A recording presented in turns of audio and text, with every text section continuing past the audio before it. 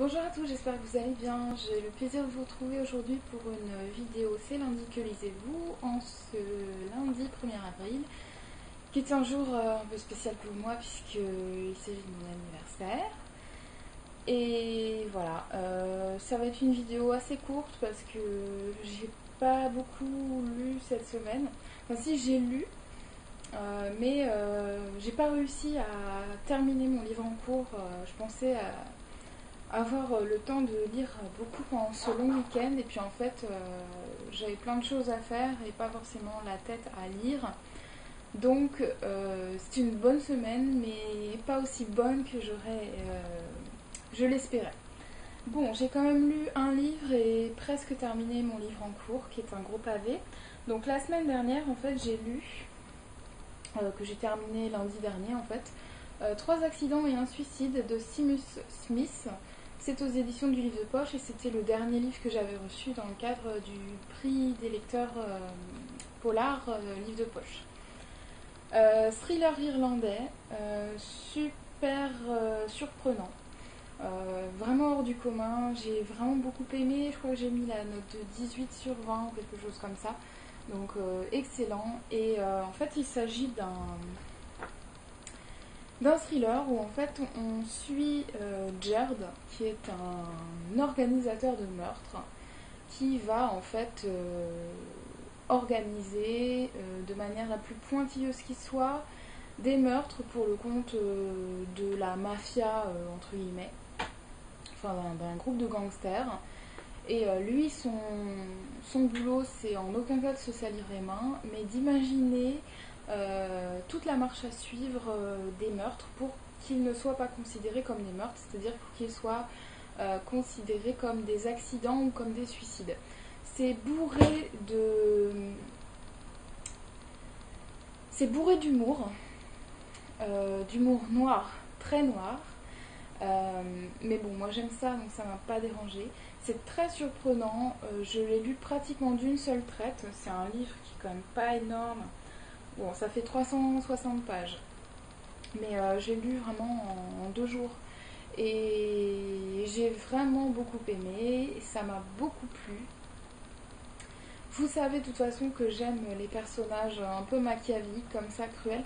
Par contre, il y a des scènes trash, il y avait des moments où je me disais non, c'est pas possible, il peut pas être aussi cruel. Et voilà, il y a énormément d'humour, je trouve l'auteur très talentueux. Euh, Ça en rebutera peut-être certains parce que c'est long à démarrer aussi. Au début, c'est un petit peu long.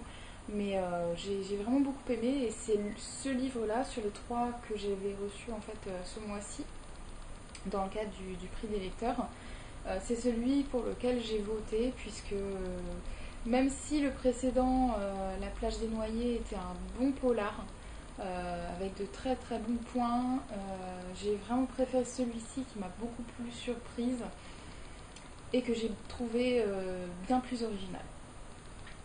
Et ensuite, j'ai attaqué la lecture du gros pavé dont je vous avais parlé la semaine dernière et qui d'ailleurs a suscité beaucoup de réactions. Vous avez été nombreux à me dire que c'était un excellent choix de lecture. Donc je suis en train de terminer Jane Eyre de Charlotte Brontë. Donc j'ai lu 500, j'en suis à la page 515, donc il me reste plus grand chose. Il me reste 250 pages à lire à peu près encore. Et je suis très agréablement surprise encore une fois. C'est un livre de toute façon qui était dans ma palle depuis un bon bout de temps et que j'avais envie de lire depuis pas mal de temps. Et puis là, quand j'ai vu en fait qu'il y avait un book club là, fin avril qui était organisé sur Livre Addict autour de ce livre, je me suis jetée à l'eau et je ne regrette pas. C'est la première fois en fait que je lis un classique du 19e siècle et que je ne suis pas rebutée par le style. Je m'explique.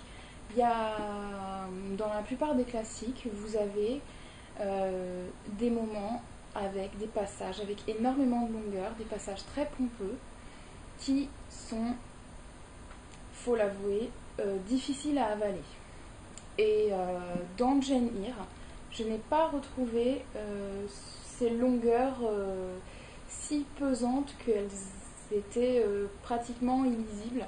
Vraiment, en général, je suis obligée de passer ces longueurs-là dans les grands classiques comme ça. Dans Anna Karénine, j'avais zappé plein de pages parce que, par exemple, les parties de chasse, c'était atroce. Et même dans Les Hauts de Hurlevent, il y avait certains passages qui étaient un petit peu difficiles pour moi. Là, il n'y a pas vraiment de ce genre de choses-là. C'est une écriture très fluide. Alors c'est peut-être dû à la traduction, je ne sais pas. Moi j'ai la traduction de Silver Mono aux éditions, aux éditions Pocket. Et c'est très fluide, ça se lit tout seul. Et ce qui est super dans ce livre, c'est que j'ai été prise en haleine dès le début de l'histoire. C'est-à-dire dès les premières pages, j'étais dans le bain. On rentre tout de suite dans le vif de l'action. Et dès les premières pages, Jane est très très très attachante. Je crois que ça va devenir une de mes héroïnes littéraires préférées parce que pour le moment, voilà, c'est une femme libre. Je vous en dirai un peu plus quand je l'aurai terminé. Donc d'ici la semaine prochaine. Mais j'admire déjà l'indépendance d'esprit de Jane Eyre et sa non-soumission aux conventions, etc. Bon, c'est un personnage qui me plaît beaucoup, donc je vous en reparlerai sans faute. Et donc pour la suite, je crois qu'il va falloir que je me magne parce que je crois que le mois d'avril va être un mois encore une fois assez chargé si je veux pouvoir tenir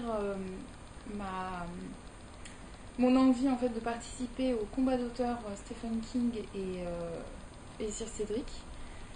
Idéalement, j'aimerais pouvoir lire 2 Stephen King et un Sir Cédric.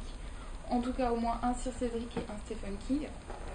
Mais j'ai également d'autres livres à lire et voilà, donc je vais procéder par ordre. Je vais lire, je pense tout de suite après Jane Eyre, je vais lire Crains le pire de Lynwood Barclay, donc aux éditions J'ai lu, qui s'il est comme cette nuit-là représentera, donc là il est un peu plus gros, il fait 510 pages. Je pense que ça devrait représenter 4 jours de lecture.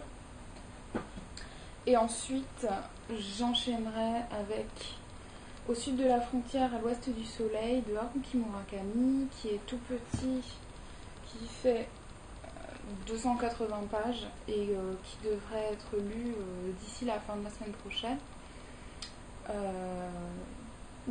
Durant le week-end, enfin bref, et ça c'est pour le challenge Palado pour Livre Addict qui se termine quand même le 30 avril, donc il faut pas trop tarder.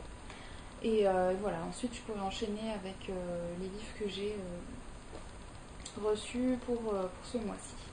Voilà, écoutez, c'est tout, il n'y avait pas grand chose, mais voilà, il y a des semaines comme ça où on a beau être plongé dans la lecture d'un livre, quand on n'a pas la tête à lire, on n'a pas la tête à lire, hein, puis il y a d'autres choses à faire aussi, donc voilà. Écoutez, j'espère que cette vidéo vous aura plu, je vous fais de gros bisous, et puis je vous dis à très bientôt dans une prochaine vidéo. Ciao!